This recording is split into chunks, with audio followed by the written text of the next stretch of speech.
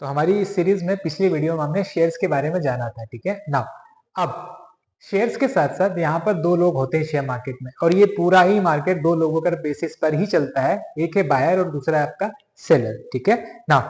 ये बायर और सेलर्स की क्वांटिटी यहाँ पे आपको दिख रही होगी। यहाँ पे बाय का लिखा हुआ है, सेल लिखा हुआ है, ठीक है। एक तरफ यहाँ पे बायर्स की क्वांटिटी दिख रही होगी, सेलर्स की क्वांटिटी दिख रही होगी। तो लोग इसको रीड करने में काफी गलती करते हैं। काफी लोग क्या करते हैं ना, ये जो क्वांटिटी यहाँ पे दिख रही है आपको ग्रीन में, ये लोग सोचते हैं कि बायर बैठे हैं और यहाँ पे देखते हैं कि सेलर बैठे हैं। तो अब ये सोचते हैं कि भैया 6 लाख सेलर है, 2 लाख बायर है, तो मार्केट गिरेगा, बायर सेलर ज्यादा देखकर। ऐसा नहीं होता मार्केट में, ठीक है। इसको डिटेल में एक्सप्लेन में चर्चा करते हैं।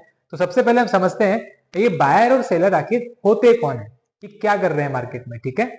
चलिए, तो सबसे पहले बायर के बारे में समझते हैं।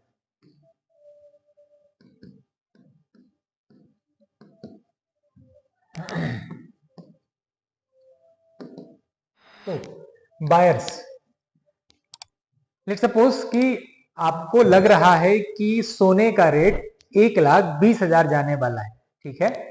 मैंने 1,20,000 ही क्यों बोला, इन फ्यूचर जाएगा भी, ठीक है। तो लेट्स सपोज कि किसी को लग रहा है कि सोने का रेट 1,20,000 जाने वाला है, और अभी सोने का रेट चल रहा है 75,000 या 70,000 रुपए के आसपास का, ठीक है। तो मैं क्या करूंगा, एज अ बायर मैं उस गोल्ड को बाय कर लूंगा।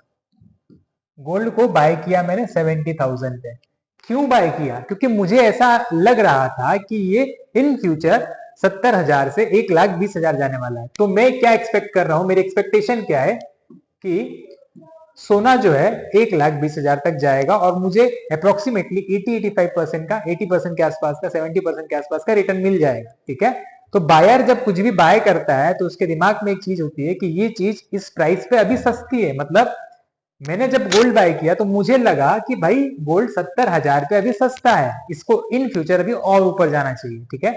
तो बायर्स, मेन साइकोलॉजी क्या कहती है बायर्स की, भैया अगर कोई शेयर 100 रुपए पे है तो उसे लग रहा है कि भाई ये शेयर जो है ये 100 रुपए का नहीं है, ये कम से कम 110 रुपए का शेयर है, तो वो 100 रुपए पे बाय कर लेगा उसको, ठीक है, 110 रुपए के लिए, ठीक है। ये बायर हुए। बायर को लगता है कि अगर कोई चीज सस्ती है तो उस चीज को बाय कर ले। सेम इसी का वाइस वर्सा करते हैं हम सेलर्स के बारे में, ठीक है ना। अब यहीं पे कुछ लोग ऐसे भी होंगे जिन्होंने गोल्ड को 25,000 से, 2017-18 की बात है, 25,000 पे गोल्ड था, 25,000 से अगर 80,000 का हाई टच किया है, तो यहाँ पे कुछ ऐसे भी लोग होंगे जिन्हें ऐसा लग रहा होगा कि गोल्ड महंगा हो चुका है, तो गोल्ड को अभी 70,000, लेट सपोज यहाँ पे हमने 70,000 पे बाय किया था, लेकिन यहाँ पे कुछ लोग सोच रहे हैं कि 70,000 पे महंगा है। तो सेलर्स वो होते हैं कि जिन्हें लगता है कि ये पर्टिकुलर शेयर या कमोडिटी अभी काफी कॉस्टली हो रखी है, ये अभी सस्ती होनी चाहिए। तो उनके एक्सपेक्टेशन के हिसाब से गोल्ड का रेट जो होना चाहिए वो 60,000 होना चाहिए।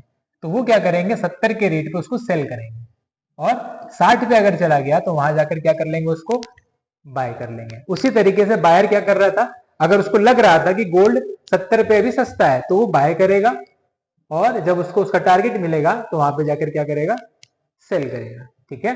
तो बायर और सेलर इस तरीके से वर्क करते हैं, क्या कि अगर बायर को लग रहा है कि ये पर्टिकुलर चीज सस्ती है, अभी उसकी करंट उसका जो लेवल होना चाहिए वहां से सस्ता है, तो बाय करेगा।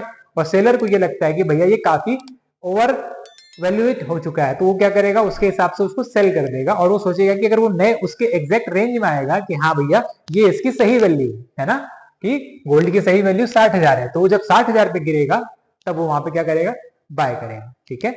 आगे और अच्छे से एक्सप्लेन करते हैं बायर और सेलर्स के बारे में। ये अभी छोटा सा इसका बायर और सेलर के बारे में डिस्कस किया हमने।